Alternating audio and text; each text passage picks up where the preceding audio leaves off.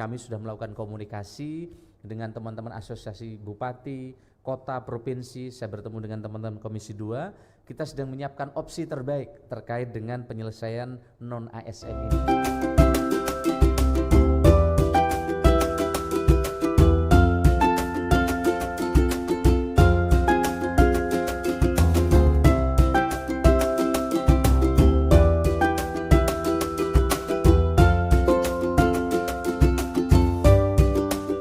Jumpa lagi di Filian Channel, channel membahas tentang informasi yang berkaitan dengan CPNS dan CPPPK.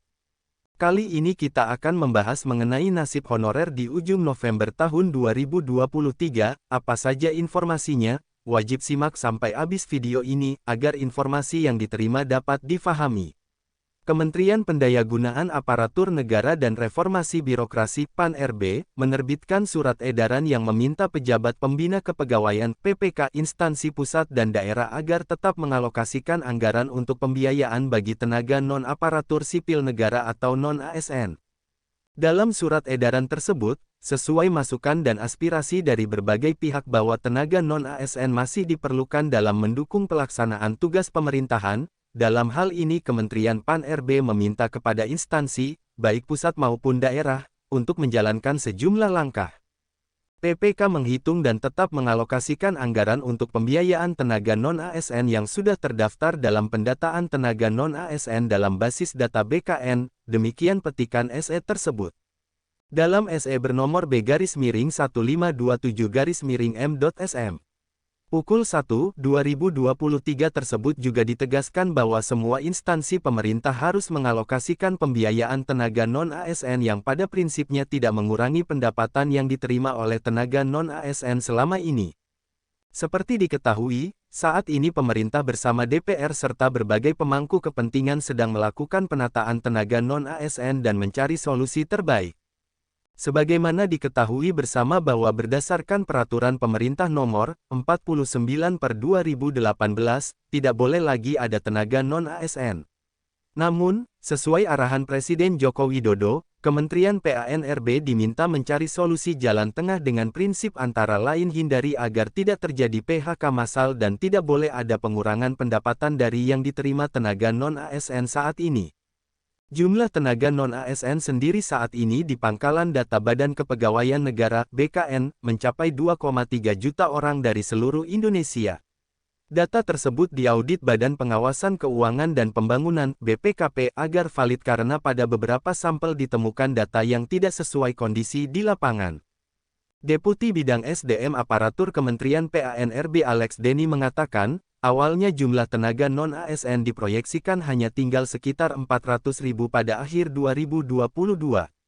Ternyata begitu didata jumlahnya mencapai 2,3 juta dengan mayoritas ada di pemerintah daerah. Dengan kondisi tersebut, sesuai arahan Presiden Jokowi, kami mencari jalan tengah, jangan ada PHK massal. Coba bayangkan 2,3 juta tenaga non-ASN tidak boleh lagi bekerja per akhir November tahun 2023. Maka 2,3 juta non-ASN ini kita amankan dulu agar bisa terus bekerja, ujarnya. Sehingga, lanjut Alex, beragam opsi dirumuskan. Skema-skemanya sedang dirumuskan bersama. Yang sudah final adalah kesepakatan tidak boleh ada PHK. Bagaimana skemanya, itu sedang dirumuskan dengan memperhatikan masukan berbagai pihak, jelas Alex. Alex menambahkan, pedoman lain yang harus ditaati adalah memastikan pendapatan non-ASN tidak boleh berkurang dari yang diterima saat ini. Itu harus jadi pedoman, tidak boleh ada pengurangan pendapatan, ujarnya.